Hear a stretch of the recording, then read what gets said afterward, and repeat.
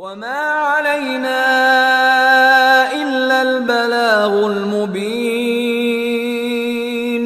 ہماری ذمہ داری تو بس صاف صاف پیغام پہنچا دینا ہے. صدق اللہ العلی العظیم. سچا پیغام سننے کے خواہش مند معزز حضرات و خواتین، السلام علیکم ورحمۃ اللہ وبرکاتہ. آپ کے پسندیدہ علمی، ثقافتی اور سماجی چینل کی نورانی محفل میں آپ کا استقبال ہے. اہلا و سہلا مرحبا.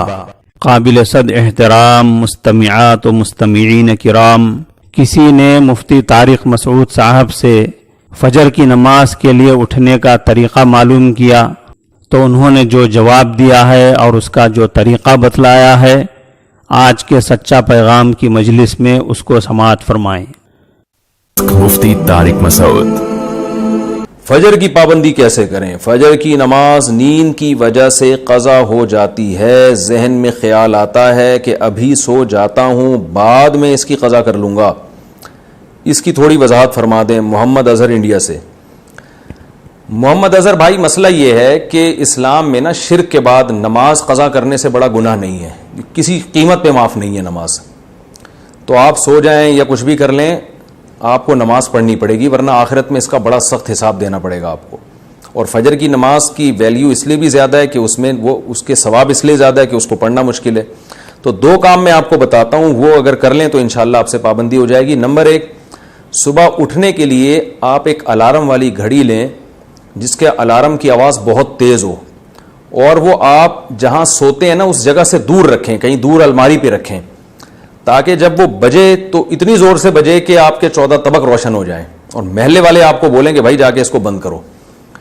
اور دوسری بات یہ ہوگا، دور رکھنے کا فائدہ یہ ہوگا کہ آپ فوراً وہیں سوتے سوتے ہاتھ مار کے بند نہیں کریں گے، بلکہ آپ کو اٹھ کے چل کے جانا پڑے گا اسے بند کرنے کے لیے. تو اتنی تیز آواز ہو کہ آپ دوڑتے ہوئے جائیں اٹھ کے، تو اس سے انشاءاللہ آپ کی آدھی نیند بھی غائب ہو جائے گی اور جو سستی تھی وہ بھی کم ہو جائے گی اور آپ انشاءاللہ اٹھ بھی جائیں گے. دوسرا کام آپ نے یہ کرنا ہے کہ جس دن فجر کی نماز قضا ہو جائے اس دن آپ نے فجر صبح کا ناشتہ نہیں کرنا ہے. اگر آپ ناشتے کے عادی ہیں تو اس دن کا ناشتہ آپ گول کر دیں سزا کے طور پر.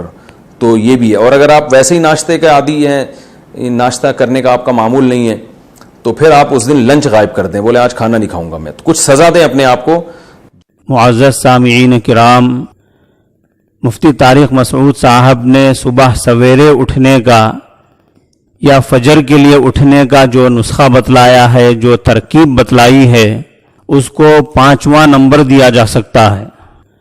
سب سے پہلے نمبر کا جو کام ہے صبح سویرے اٹھنے کے لیے، وہ ہے رات میں یعنی نماز عشاء کے بعد جلد سے جلد سو جانا. بخاری شریف کی روایت ہے، کان یکرہ النوم قبل العشاء والحدیث بعدہا. حضرت نبی کریم صلی اللہ علیہ وسلم نماز عشاء سے پہلے سونے کو ناپسند فرماتے تھے، اسی طرح عشاء کے بعد بات چیت کرنے کو بھی ناپسند فرماتے تھے. اس سے معلوم ہوا کہ عشاء ہو گئی، پھر عشاء ہو گیا تو اس کے بعد سارے پروگرام ختم.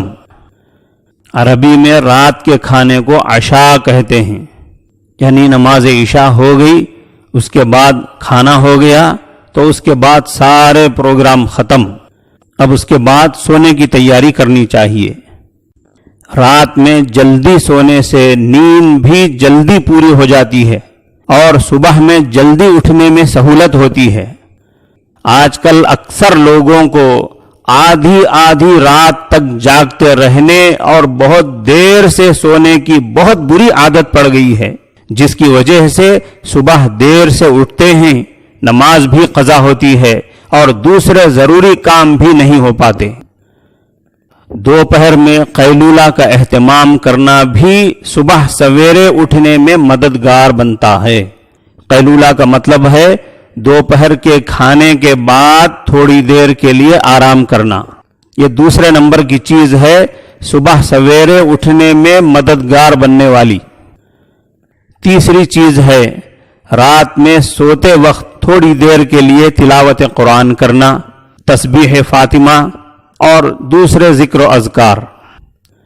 چوتھے نمبر کی چیز ہے کسی ایسے آدمی کی مدد لینا جو صبح سویرے اٹھنے کا پابند ہو، وہ پڑوسی بھی ہو سکتا ہے یا کوئی دوست بھی ہو سکتا ہے یا خود اپنے گھر کا آدمی بھی ہو سکتا ہے۔ ان پانچوں باتوں میں سب سے اہم اور پہلی جو چیز ہے وہ پہلا نمبر ہے، یعنی رات میں جلدی سونا، جو اللہ کے رسول صلی اللہ علیہ وسلم کی نصیحت بھی ہے اور حکمت و عقل کے مطابق بھی ہے۔ اگر اس پر عمل کیا جائے تو فجر کی نماز تو کیا، تہجد کے لیے اٹھنا بھی آسان ہو جائے گا۔ امید ہے کہ آپ ان باتوں کا دھیان رکھیں گے اور آج سے رات میں جلد سونے کی یعنی 9 بجے تک سو جانے کی اچھی عادت بنا لیں گے۔ اللہ تعالی ہم سب کو عمل کی توفیق دے۔ آج جمعہ کا دن ہے، سورہ کہف پڑھیں اور درود شریف بھی زیادہ سے زیادہ پڑھیں۔ اللہ آپ کو جزائے خیر عطا فرمائے۔ السلام علیکم ورحمۃ اللہ وبرکاتہ۔